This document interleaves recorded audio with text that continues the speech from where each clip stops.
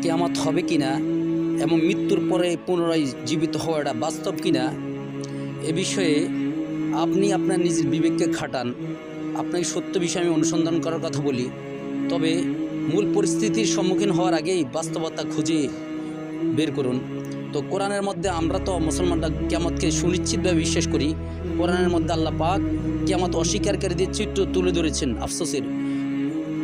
আউযু বিল্লাহি মিনাশ শাইতানির রাজিম, বিসমিল্লাহির রহমানির রহিম। ওয়া আ'তাদনা লিমান কাযযাবা বিস-সাআতি সাঈরা। আর যে কিয়ামতকে অস্বীকার করে আমি তার জন্য লেলিহান যে কঠিন অগ্নি আগুন রেখেছি। ইযা রাআতহুম মিন মাকানিন বাঈদিন সামিউ লাহা তাগায়্যুযান ওয়া যাফীরা। যখন ওই জাহান্নাম এর আগুন তাদেরকে দেখবে, দূরবর্তী স্থান থেকে আগুন যখন তাদেরকে দেখবে, আগুনেই ক্রোধে সামিউ লাহা, তখন তারা আগুনের যে ফোঁসফোঁসানি আওয়াজ, ক্রোধের আওয়াজ, ওয়া যাফীরা এবং বিকট গর্জন শুনবে। ওয়া ইযা উলকু মিনহা মাকানান দায়ীকাম মুকাররানিন দাউ হুনালিকা সুবুরা। যখন তাদেরকে সেখানে জাহান্নামের সংকীর্ণ স্থানে নিক্ষেপ করা হবে, হাত পা শরীরের সাথে শৃঙ্খলা আবদ্ধ করা অবস্থা, মানে হাত পা একসাথে বেঁধে যখন তাদেরকে জাহান্নামে নিক্ষেপ করা হবে, তখন মানুষ ওই পরিস্থিতির সম্মুখীন হইয়া দাউ হুনালিকা সুবুরা, তারা সেখানে ধ্বংস এবং মৃত্যুকে কামনা করবে। তখন তাদেরকে বলা হবে লা তাদউল ইয়াওমা সুবুরান ওয়াহিদান ওয়াদউ সুবুরান কাসীরা। আজকে তোমরা একবার ধ্বংস কামনা করো না, একবার মৃত্যুকে কামনা করো না, বরং বারবার কামনা করো, কিন্তু কোনো তোমাদের লাভ হবে না। তো ভাই দোস্ত, বিষয়টি হবে কি না, আপনি দুনিয়াতে থাকতে আকল আপনার বিবেককে কেউ হরণ করতে পারো না। আপনি যুক্তি দিয়ে, বাস্তবতা দিয়ে বোঝার চেষ্টা করুন।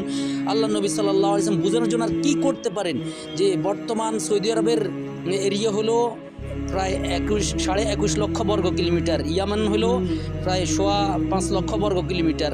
তো আল্লাহ নবী সাল্লাল্লাহু আলাইহি ওয়াসাল্লাম এই সমস্ত এরিয়ার যে রাষ্ট্রপতি ছিলেন, প্রধান ছিলেন এবং আরও বড় এরিয়ার প্রধান ছিলেন। এত সত্ত্বেও আল্লাহ নবী সাল্লাল্লাহু আলাইহি ওয়াসাল্লাম দুনিয়া থেকে যখন বিদায় নেন, যে ওনার কাছে তেমন কোনো সম্পদ ছিল না, উনি বলতেছেন যে ইন্না মাশাল আম্বিয়া, আমরা নবীদের দল, মা তারাকনা সাদাকাতুন লা নুরাসু মা তারাকনা সাদাকাতুন, আমরা যা রেখে যাই এটার কোনো কেউ মিরাস হয় না, আমরা যেটা রেখে যাই সেটা সদকা হিসেবে মানুষ এটা সদকা হয়ে যায়, বাইতুল মালের জন্য সদকা হয়ে যায়। তো আল্লাহ নবী সাল্লাল্লাহু আলাইহি ওয়াসাল্লাম উম্মতকে বোঝানোর জন্য আর কী করতে পারে, উনি মৃত্যুর আগে যে একবার 7 দিরহাম, ওনার 7টা দিনার ছিল, উনি আয়েশা রাদিয়াল্লাহু তাআলা বলছে ওগুলো সদকা করে দে, ওগুলো সদকা করে দাও, দান করে দাও। একজন নবী আল্লাহর সাথে সাক্ষাৎ করে তার কাছে মাল থাকবে, এটা আমি পছন্দ করি না। ইসলাম সম্পর্কে জানতে মানবতার আমানত নামক চ্যানেলটি দেখুন এবং দিন প্রচারের লক্ষ্যে এটা অন্যদের কাছে পৌঁছিয়ে দিন ও শেয়ার করুন।